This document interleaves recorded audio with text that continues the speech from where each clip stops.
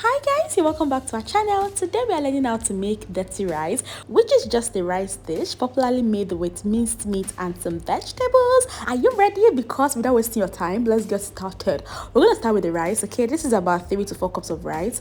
I'm using some basmati rice. We're going to wash this rice thoroughly. Okay, as you guys already know, we like to take our recipes step by step. So you're going to get your rice, sprinkle some salt, about a tablespoon or a teaspoon, add some water, and you are going to rinse your rice. You're going to wash your rice thoroughly till it is clean, and all you have to do is just to continuously massage your rice, sieve out the water, pour a clean water, and repeat the same process over and over again till your rice is looking clean, meaning that the water should go from cloudy like this to clear water.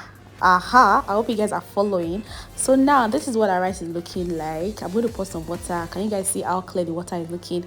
Now your rice is clean. You're going to strain your rice with a sieve, and you are going to set aside because we are done with the rice part. The next thing to do is to cook this rice. So in your pot, your pan, whatever you are using to cook, you are going to drizzle some oil. Don't worry, the list of the ingredients and measurements will be in the description box, so you can just check it out.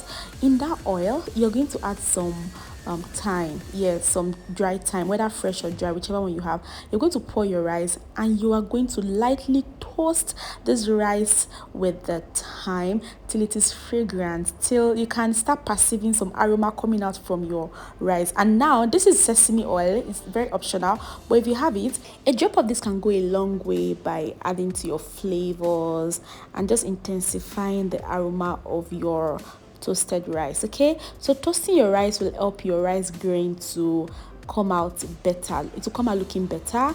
It will help the grains to release its flavors before you even start to cook. Yeah, your neighbors can already start to perceive that something is about to go down. So if you've never toasted your rice before, this is your cue to just try it out, and then you can decide whether you want to stick with this method or go back to your old routine. But I'm sure you pick this method over any other method. Okay, now that our rice is well toasted, we are going to add some water.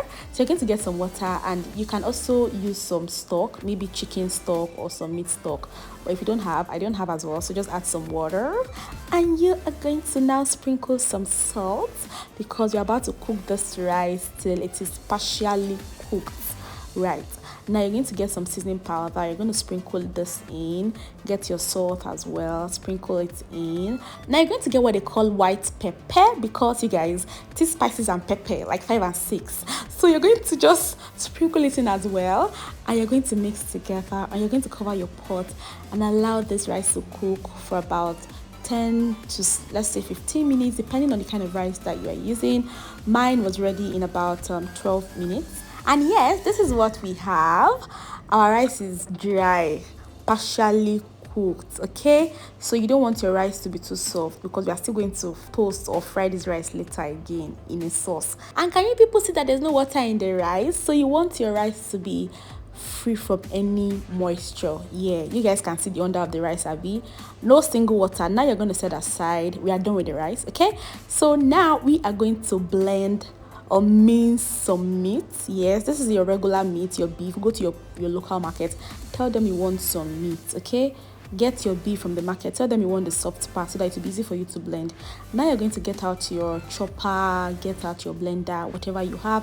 I'm using a small chopper. You're going to pour your meat inside it, and you are going to chop this meat. You're going to mince it, and just like that, your DIY minced meat is ready. You can as well just go to the supermarket and get a pack of the regular minced meat. Yes, it's the same thing, yeah, but that one looks more packaged and stressless. We are done with the meat. Now to our peppers, you guys. You're going to get all the colored peppers that you can lay your hands on. I'm using the red, the green, and the yellow bell peppers, and you are going to chop into smaller sizes. Can you guys see the way I'm cutting it? You must not cut your peppers anyhow. If I catch you cutting it anyhow, so you're going to chop off the top and the bottom, take out the seeds of the bell peppers, and you're going to cut into like thin long slabs. If you are used to watching our videos already, you should already know how to properly dice your peppers like a pro. Okay, you are the chief chef of your kitchen, so you better act like it.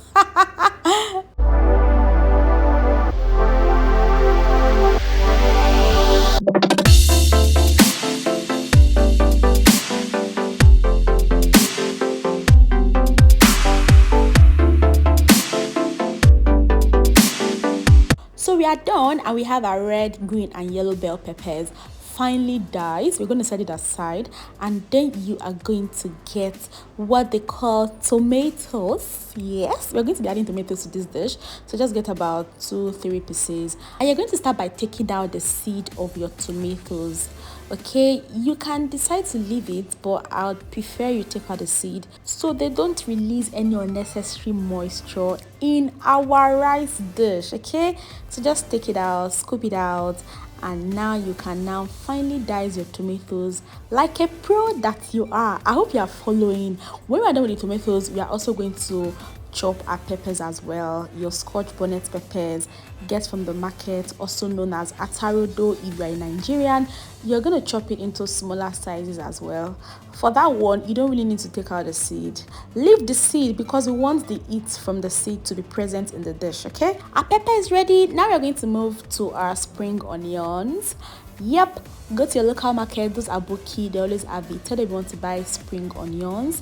You're going to also chop into smaller sizes. And no, this is not going to replace your regular onions. You're still going to add the regular onions as well. This one is just to add a finishing touch to the dish. Set it aside. Now in your pan, you're about to start cooking. Are you guys ready? You're going to sprinkle some oil, and you're going to get your minced meat, the one we made earlier. You're going to pour it in, and you are going to start frying. Tea spices, should we boil the meat first? No, mince it and fry like that. Don't worry, it's not going to taste raw. It's going to be well cooked. Now you're going to sprinkle some salt, you're going to sprinkle some seasoning powder. You can get your curry and a thyme, a little bit of it, sprinkle it in as well. And if you have some ginger and garlic paste, whether dry or in a paste form like this, you can also pour it in. Get some dry pepper or paprika powder if that is what you have, because that was what I used. You're going to also sprinkle it in and then mix together and allow your meat to fry. Okay, so when you start stirring, it's going to look as if there's water coming out from the meat. It's perfectly okay. Okay, so just continue, and it's got to a point where the moisture from the meat will dry up, and what will start coming out will be oil. Yes, like this. Can you see? That way you can tell that your meat is well cooked. Now you're going to get some onions, your chopped onions, white, red, whatever onions you're using, and some chopped atarodo pepper. You're going to pour it in and mix together. Our dish is starting to come together. Hey, at this time there should be aroma everywhere. That way you can know that you are doing something good. Then you're going to get your bell peppers, the one we chopped earlier as well, the red, the green and the yellow, for that pop of color. Yeah, because we want our rice dish to look very colorful. You're going to just mix together, mix thoroughly, and then you're also going to get your tomatoes as well, the one we chopped earlier. You're going to mix this, yes, and you're going to mix together. Oh, can you guys see how the colors are coloring? The color blocking is on point. And you're going to just continuously stir, and then if it's looking as if your pot is looking dry, you can just sprinkle some more oil so that your rice can have this beautiful shine. And then you're going to add some more seasoning powder and maybe a little bit of salt. You can just taste it to be sure that it's on point, and more pepper, you guys, because that atarodo was not enough, so I had to add more pepper and just stir together. Make sure that everything is good before you can now start pouring in your rice, the one we cooked earlier. I hope you guys have not forgotten.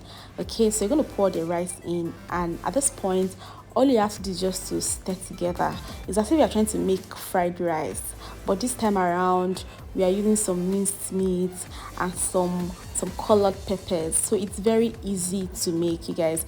As long as you have some meat and you have some rice, yeah, even the peppers might not be so compulsory. Okay, so even if it's just one pepper color that you have, you are just good to go.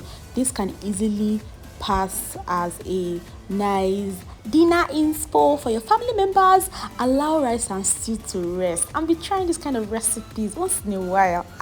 They are going to be so proud of you.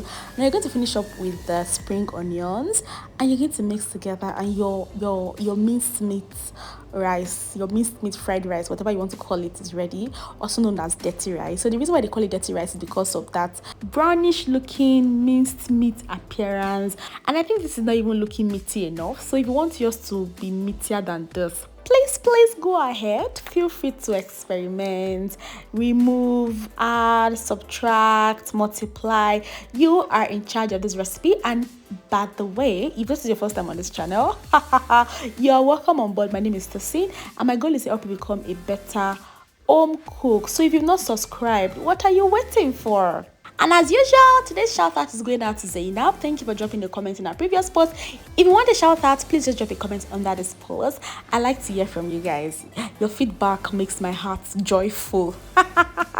Alright guys, thank you so much guys for watching. If there's any other recipe you would like me to recreate or create on this channel, please kindly let me know in the comment section as well. And like I said before, the full list of the ingredients complete with the steps and the measurements will be in the description box, so make sure you check it. Thank you so much guys for watching. Bye guys.